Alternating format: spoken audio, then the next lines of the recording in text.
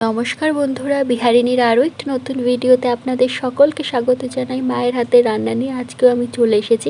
আজকে কিন্তু বানানো হবে পাঁচমিশালি সবজি দিয়ে ভোলা মাছের চচ্চড়ি।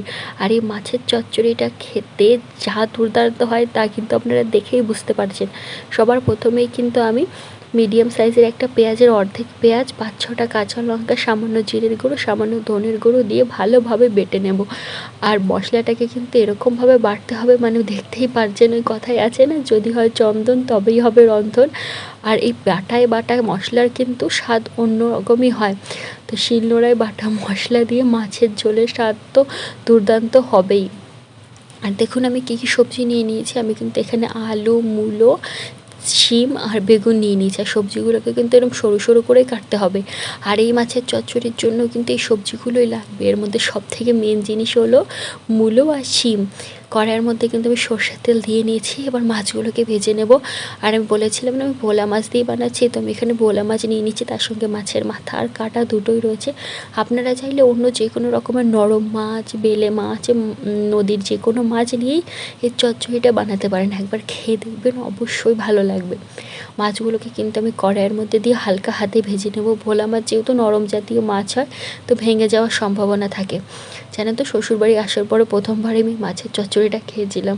সবার প্রথমে দেখে তো মনে হয়েছিল যে এত রকমের সবজি আর তার মধ্যে মূলো দিয়ে মাছের চচ্চড়ি কেমন লাগবে, কিন্তু সত্যি খাওয়ার পরে আর অন্য কোনো চচ্চড়ি খেতে ইচ্ছেই করেন না। আমার রিকোয়েস্টে একবার আপনারা অবশ্যই ট্রাই করে দেখুন, তারপরে আমাকে জানান যে কেমন লাগলো আপনাদের। এদিকে কিন্তু আমাদের মাছগুলো ভালোভাবে ভাজা হয়ে গেছে।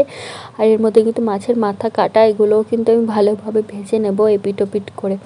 মাছগুলো যখন ভাজা হয়ে যাবে তখন ওই কড়াইয়ের মধ্যেই কিন্তু আরও সামান্য তেল মিশিয়ে তার মধ্যে গোটা জিরে, তেজপাতা, শুকনো লঙ্কা ফোড়ন দেবো। এর মধ্যে সামান্য একটু চিনি দেবো যাতে রঙটা সুন্দর হয়। তারপরে কিন্তু এর মধ্যে আমি কেটে রাখা সবজিগুলো দিয়ে সবজিগুলো ভেজে নেব। সবার প্রথমে কিন্তু এর মধ্যে আমি আলু, মূলো আর শিম দিয়ে ভেজে নেব, কারণ বেগুনটা একটু নরম জাতীয়। প্রথমে কিন্তু বেগুনটা দিলে বেগুনটা গলে যাবে, তখন আর ভাল লাগবে না খেতে। তার জন্য সবার প্রথমে কিন্তু আমি আলু, মূলো আর শিম দিয়ে তার মধ্যে সামান্য নুন হলুদ দিয়ে এই সবজিগুলোকে হালকাভাবে ভেজে নেব। যখন এই সবজিগুলো হালকাভাবে ভাজা হয়ে যাবে তখন এর মধ্যে বেগুনটা আমি দিয়ে দেবো। তারপরে বেগুনটা দিয়ে সবজিগুলোকে আবারও ভালোভাবে ভেজে নেব। এই মাছের চচ্চড়িটা খেতে এত দুর্দান্ত লাগে না, এই মানে মাছের চচ্চড়িটার মধ্যে মূলো, বেগুন, শিমের যে একটা স্বাদ আসে, সেই স্বাদ বলে বোঝানোর মতো নয়। আপনারা একবার খেয়ে দেখুন, একবার অন্তত খান আমার রিকোয়েস্টে, তারপরে আমাকে জানান কেমন লাগলো আপনাদের। সবজিটা কিন্তু ভালো করে ভাজা হয়ে গেছে। দেখুন এর মধ্যে আমি এখন বেগুনটা দিয়ে দিয়েছি। এখন বেগুনটা দিয়ে সবজিটাকে আবারও ভালোভাবে আমি এপিট ওপিট করে ভেজে নেব। সবজিটা যখন ভাজা ভাজা হয়ে আসবে এর মধ্যে আমি বেটে রাখা মশলা, মানে ওই পেঁয়াজ, কাঁচা লঙ্কা, জিরে, ধনের বাটাটা দিয়ে তার মধ্যে পরিমাণ মতো হলুদ আর শুকনো লঙ্কার গুঁড়ো, কাশ্মীরি রেড চিলি, আর যদি আপনাদের লঙ্কা কম মনে হয় তাহলে আপনারা ঝাল লঙ্কাও দিতে পারেন। তো মশলাটা আমি ভালোভাবে কষিয়ে নেব। কিন্তু অন্যদিকে গরম জলও বসিয়ে দিয়েছি। এই চচ্চড়ি বা মাছের তরকারি, যে কোনো তরকারির মধ্যে কিন্তু গরম জল দিলে তরকারির স্বাদটা অন্য রকমই হয়। এগুলো কিন্তু সব মার থেকেই শেখা। আর আজকে রান্নাটা কিন্তু আমিই করছি, কিন্তু রেসিপিটা সম্পূর্ণ মার। তো আমি কিন্তু মশলাটা দিয়ে দিয়েছি, আর মধ্যে নুন, হলুদ আর একটু কাশ্মীরি লঙ্কার গুঁড়ো দিয়ে মশলাটাও ভালোভাবে কষিয়ে নিয়েছি। মশলাটা যখন কষে আসবে তখন এর মধ্যে কিন্তু আমি গরম করে রাখা জলটা দিয়ে দেব। আর জল কিন্তু বেশি দেবো না, যেহেতু চচ্চড়ি, তাই সামান্য পরিমাণে এর মধ্যে জল দিয়ে দেবো আমি। জল দেওয়া হয়ে গেলে কিন্তু আমি মশলাটাকে সেদ্ধ হওয়ার জন্য কিছুক্ষণের জন্য ঢেকে রেখে দেবো। আর আমার চ্যানেলের মধ্যে কিন্তু মায়ের হাতে রান্নার স্পেশাল রেসিপি আসা শুরু হয়ে গেছে।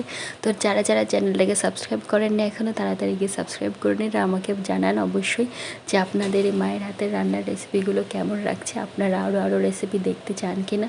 আর অবশ্যই ঘরে ট্রাই করে আমাকে কমেন্টে জানাবেন যে কেমন লাগলো আপনাদের এই চচ্চড়ি। যখন চচ্চড়িটা সেদ্ধ হয়ে আসে, মানে সব সবজিগুলো যখন সেদ্ধ হয়ে আসবে, আপনাদের একবার দেখাচ্ছি, দেখুন সব সবজিগুলো কিন্তু সেদ্ধ হয়ে গেছে। আর আমি কিন্তু বেশি জল দিইনি, সামান্য পরিমাণে দিয়েছি, যেহেতু একটুখানি মাখো মাখো হবে এটা। এরপরে কিন্তু আমি সব মাছগুলো দিয়ে দিচ্ছি। আর এই সময় কি হয়েছে আমি বুঝতে পারিনি, ক্যামেরাটা বন্ধ হয়ে গেছে। তো মাছগুলো দেওয়ার পরে যখন যে আমি ধনিয়া পাতাটা দিয়েছি সেই ভিডিওটা নেওয়াই ভুলে গেছি। তো এর মধ্যে কিন্তু আমি ধনিয়া পাতা দিয়ে তারপরে ওটাকে আমি একটা কড়াইয়ের মধ্যে নামিয়ে রেখেছি ছড়ানো, যাতে মাছটা ভেঙে না যায়, যেহেতু নরম জাতীয় মাছ। তো কড়াইয়ের মধ্যে নামিয়ে আপনাদের দেখাচ্ছি, দেখুন এই কড়াইয়ের মধ্যে কিন্তু আমি মাছটাকে ফুটিয়ে নিচ্ছি। মাছটার কিন্তু দেখুন ঝোলটা কতটা শুকিয়ে এসছে। এরকম কিন্তু মাখো মাখো হয়ে আসলেই আমাদের এই সবজি দিয়ে ভোলা মাছের চচ্চড়ি একদম তৈরি হয়ে যাবে। অবশ্যই ট্রাই করে আমাকে জানাবেন আপনারা।